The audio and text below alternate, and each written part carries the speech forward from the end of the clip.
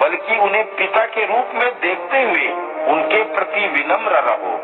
अपने से छोटों के साथ भाइयों जैसा बर्ताव करो। बड़ी महिलाओं को माँ समझो तथा युवा स्त्रियों को अपनी बहन समझकर पूर्ण पवित्रता के साथ बर्ताव करो। उन विधवाओं का विशेष ध्यान रखो जो वास्तव में विधवा है, किंतु यदि किसी विधवा के पुत्र पुत्री अथवा नाती पोते हैं तो उन्हें सबसे पहले अपने धर्म पर चलते हुए अपने परिवार की देखभाल करना सीखना चाहिए।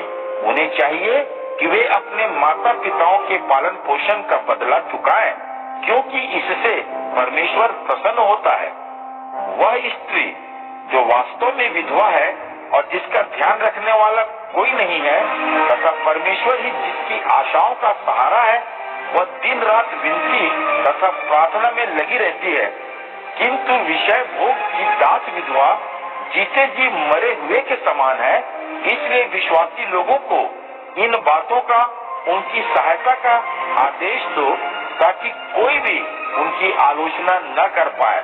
किंतु यदि कोई अपने रिश्तेदारों विशेषकर अपने परिवार के सदस्यों की सहायता नहीं करता तो वह विश्वास से फिर गया है तथा किसी अविश्वासी से भी अधिक बुरा है। उन विधवाओं की विशेष सूची में जो आर्थिक सहायता ले रही हैं, उसी विधवा का नाम लिखा जाए जो कम से कम 60 साल की हो चुकी हो तथा जो पतिव्रता रही हो तथा जो बाल बच्चों को पालते हुए अतिथि सत्कार करते हुए पवित्र लोगों के पांव धोते हुए दुखियों की सहायता करते हुए अच्छे कामों के प्रति समर्पित होकर सब तरह के उत्तम कार्यों के लिए जानी मानी जाती हो। किंतु युवती विधवाओं को इस सूची में सम्मिलित मत करो, क्योंकि मसीह के प्रति उनके समर्पण पर जब उनकी विषय वासना पूर्ण इच्छाएं हावी होती हैं, तो वे फिर विवाह करना चाहती हैं। वे अपराधनी हैं, क्योंकि उन्होंने अपनी मूलभूत प्रतिज्ञा को तोड़ा है। इसके अतिरिक्त उन्हें आलस की आदत पड़ जाती है।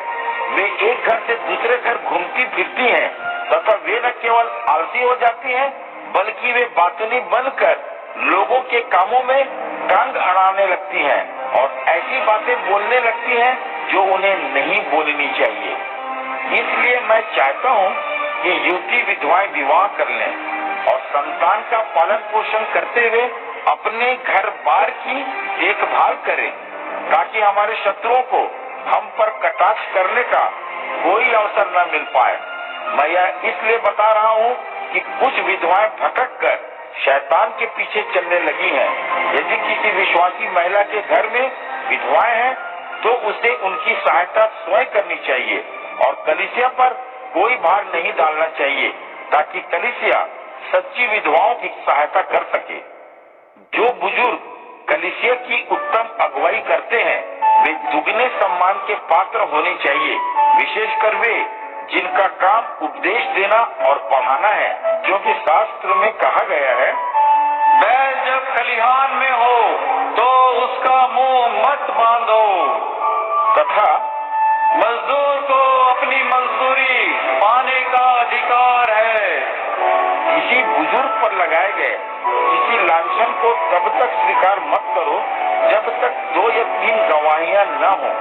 जो सदा पाप में लगे रहते हैं उन्हें सबके सामने डांटो, फटकारो, ताकि बाकी के लोग भी डरें।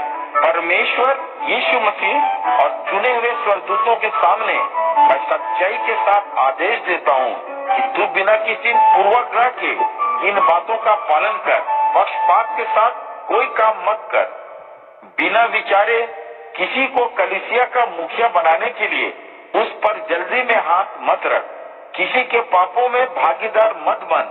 अपने को सदा पवित्र रख। केवल पानी ही मत पीता रह, बल्कि अपने हाजमे और बार बार बीमार पड़ने से बचने के लिए थोड़ा सा दाखरस भी लिया कर। कुछ लोगों के पाप स्पष्ट रूप से प्रकट हो जाते हैं और न्याय के लिए प्रस्तुत कर दिए जाते हैं, किंतु दूसरे लोगों के पाप बाद में प्रकट होते हैं। इसी प्रकार भले कार्य भी स्पष्ट रूप से प्रकट हो जाते हैं, किंतु जो प्रकट नहीं होते वे भी छिपे नहीं रह सकते।